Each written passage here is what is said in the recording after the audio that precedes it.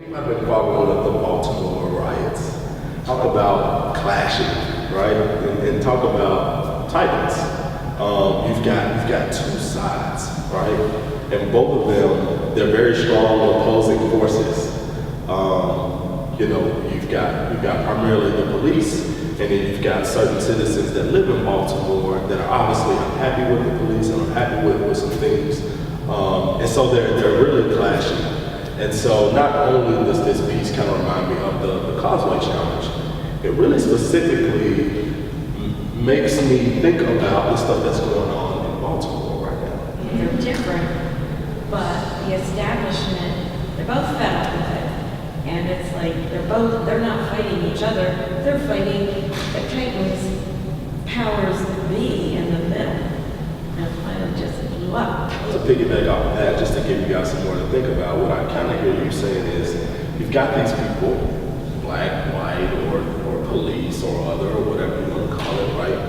And it's almost like they're obviously from two different backgrounds, but they've been placed in this thing where they have to meet in the middle. And it sounds like kind of what you're saying is a system that's already been designed for them. They have to both meet there. And so that's kind of why the clash is kind of happening there. It's where their purpose is, whether they necessarily like it or not. The Clash of the Titans, as far as the situation, that would make an awesome headline.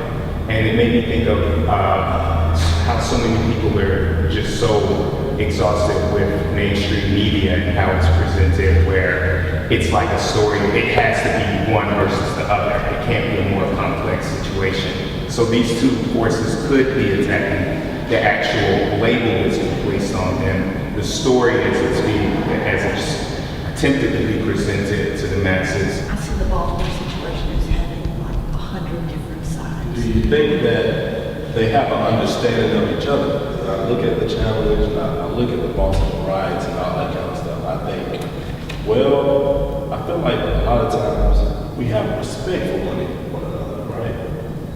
But we don't quite understand each other. We're more so like, well, you do you over there, and I'll do me over here. As long as our spaces don't collide, we're good. I have respect for you, but I don't quite understand you, or even try to understand you, right? I never take the time to try to. Why would I operate in my world, you operate in your world. Why would I have to have an understanding for you, right? But when I think about sometimes you get thrown in these situations where you have to kind of meet in the middle, and then what happens, I think that's where the clash comes, because we're so used to operating in our own worlds. Once we have to meet in the middle, there's a certain clash. I'd say that they probably do share some problems. It shares some experiences that they may not stop to think about. Like if I think about all the expectations that we laid and the labels that we laid on these two titans, their first job is to be scary and tough and fight.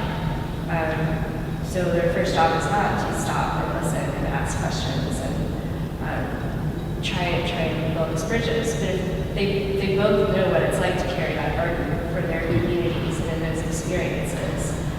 So they probably have walked in some pretty similar paths and can learn a lot from each other. Does this relate to anything going on in China that we see?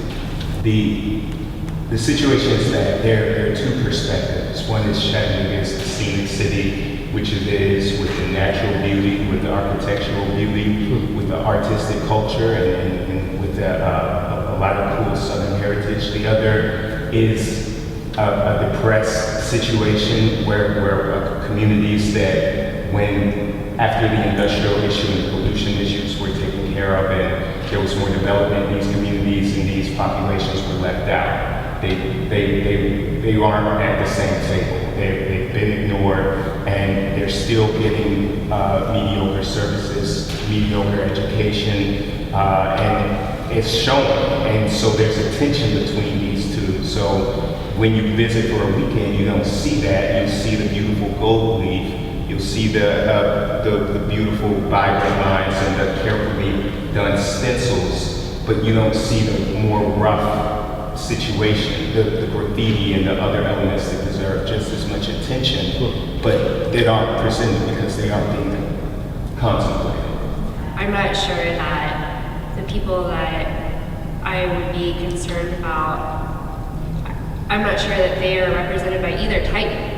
I think the Titans in Chattanooga maybe leaving some populations out, or maybe they're captured in the graffiti in the background, but they're not always part of the big conversations.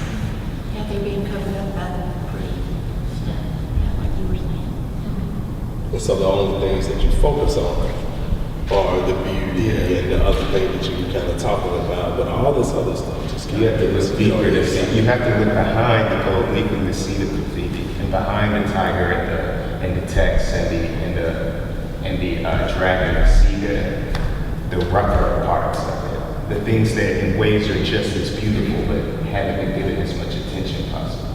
We've got so many people who, if they were empowered, if they had an opportunity, we would have a wonderful community. It wouldn't just be pretty mountains. And it's so hard to fight that battle. Like I've been working, I'm having a little trouble with the bank, I won't mention who, and I picked up their annual report and I opened it up and it's like, no wonder. There was no African American in the whole book. The vice presidents, the presidents, the board of directors, this, that. And I'm flipping through thinking, this is the violence in Chattanooga. That people are not allowed to be part of Chattanooga. And hopefully we can change that before the only way you get some respect is to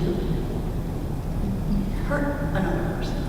Respect versus understanding, and how you can respect each other and kind of keep your distance. And I agree with that, but I also think that true respect grows out of understanding that has to come after the clash, if you will, and that the clash is really uncomfortable and sometimes really not good. But I think through we talked a lot today at work about all the violence that's happening in Baltimore and how it's a terrible thing that sometimes those clashes lead to resolution, and that it's often the voice of the unheard. And similarly, you going out to the neighborhood where you're comfortable, that's a very uncomfortable thing, but it's going to lead to a different understanding of the space that you live and a different understanding of the people that live in a different part of your same city. And I think the understanding can sometimes trump the